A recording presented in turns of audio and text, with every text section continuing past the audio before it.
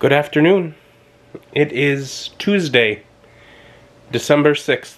Skipped yesterday. I woke up very early, middle of the night, with a sore throat. Oh no. But I made it through work on lozenges and hot tea and medicine, all that.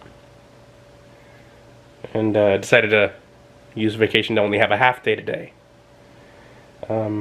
My throat's still sore. I'm still irritated. It's a little sore, I guess, when I swallow.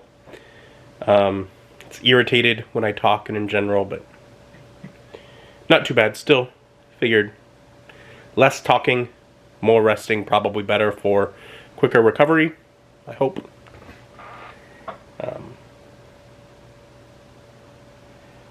So, it's 1.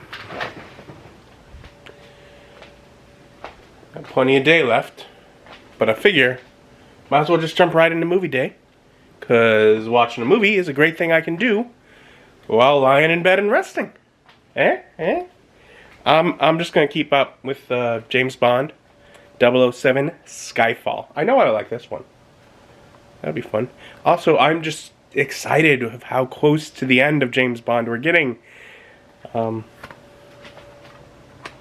It's cool. Yeah. Heck, after this one, only 2 more, and I haven't seen either of those. But yeah, so we're just gonna settle in and watch. And I would give 007 Skyfall an 8 out of 10. Back of this box doesn't have a description. So again, I return to the descriptions I downloaded when I started going through this series. Skyfall. James Bond's loyalty to M is tested as her past comes back to haunt her. As MI6 comes under attack, 007 must track down and destroy the threat, no matter how personal the cost. This movie, in particular, this one feels like it was made by someone that actually liked the previous James Bond movies, that liked the history of James Bond, as opposed to someone that didn't. It's great. It has plenty of references to older James Bond films as well.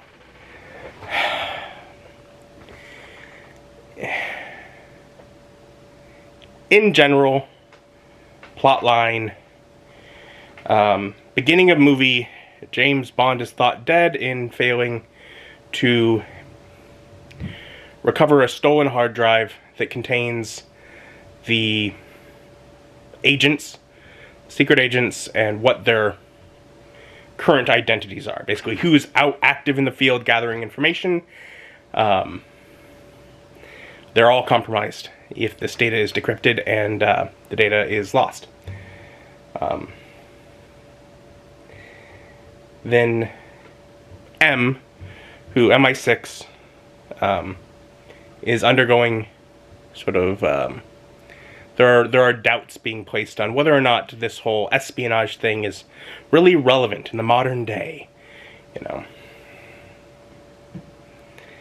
Sort of having basically the sort of it being put forth. Is there even a reason for your department to exist?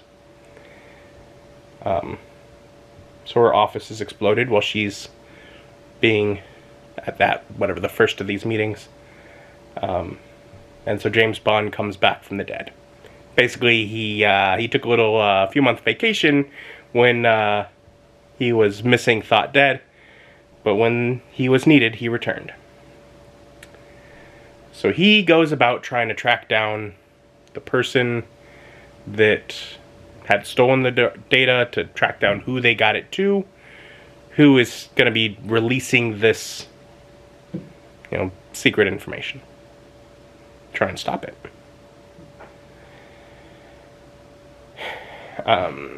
Series of things tracking down to finding the person who turns out to be a former agent who was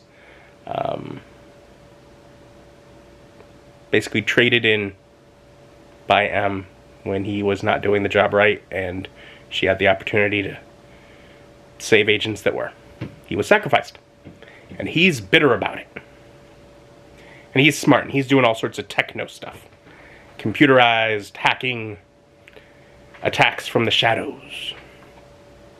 Anyways, they get him in custody, but it was a plan. They plug in his laptop to try and track down information, but it allows him inside their network to release himself, and he goes about to try and attack M. He's after M. He wants revenge.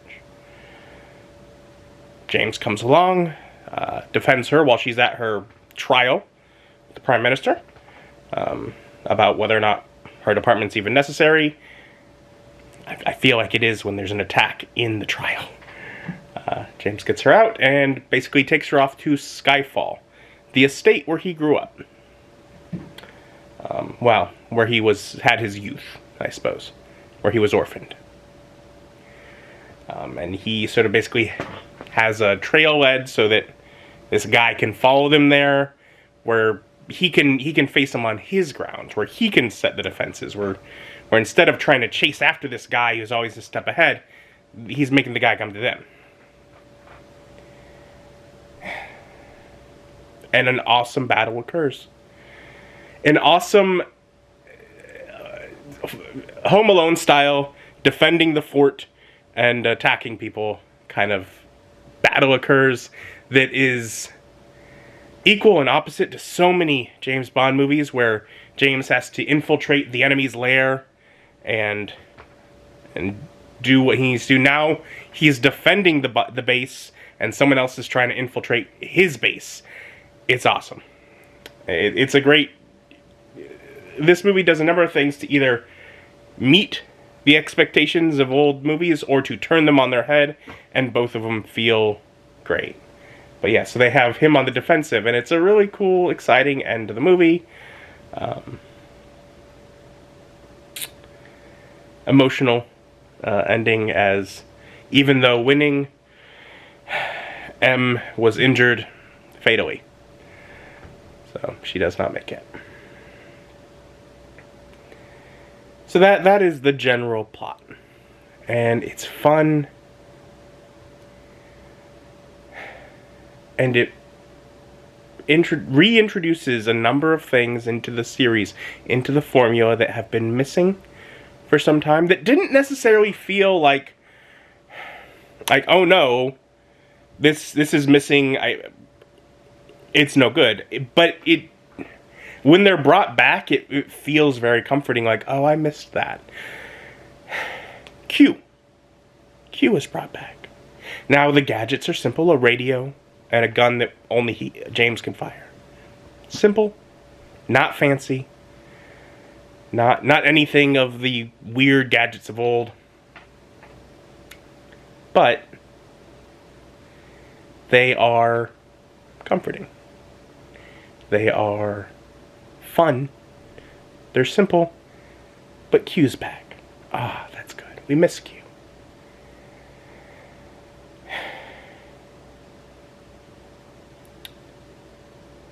We also have Moneypenny. We don't know it's Moneypenny for most of it. Not until the very end, as she, having been a previous field agent, kind of responsible for James's near death, given some office duty, deciding to keep the office duty as the person who is taking over for M, the new M, is settling into their new office at the end of the movie. We reveal her name as she settles into her desk as his assistant. She's in the desk outside of his new office, because of course the old office was exploded under the attack.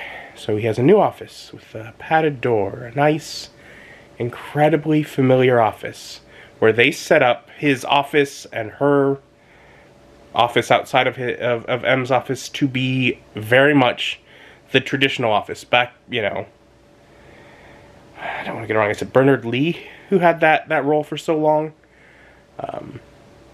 While he had that role, he had like a distinctive office and then Moneypenny outside, and it was the same. Since Judi Dench took over the role, it has varied wildly where she's operating out of. And that's been fine. But to just see that old office again is comforting. And so we have M and Moneypenny and Q. It's nice. It feels like James Bond of old. Now, the plot in this movie does have one confusing bit. A lot of the plot is, and it's because, like, oh, the whole department's too old, we don't need you anymore. But also parts of it talk about, like, James, shouldn't you retire? Aren't you getting a bit too old for this? Which, this is the same James that 2 movies ago was brand new 00 agent, just got his license to kill. So we've clearly missed a lot here. But if he's at the point where he's basically too old now, he's got 2 movies left. Is that, like, going to continue to be a thing? Like, of you know, oh, wow, this old agent. He's not, but whatever. I don't know. Just, like, it feels like if they're saying he's too old for this job, that he's got a lot more of the job left to do, especially if there's the same imagined amount of work in between each one. For him to go 3 movies is taking him from brand new to end of career, and then he's got 2 more after it where he's continuing his career. I don't know. But it's fun. It's enjoyable. It's a really good James Bond movie. It really is. Now, it's not very late, but I do need, like, the point of today is I need to rest more, so there's bonus features. I'm going to settle in and watch bonus features and continue to lay around and get some rest, because I need to, and hopefully I feel better sooner rather than later. Thank you for joining me. Join me as my journey continues.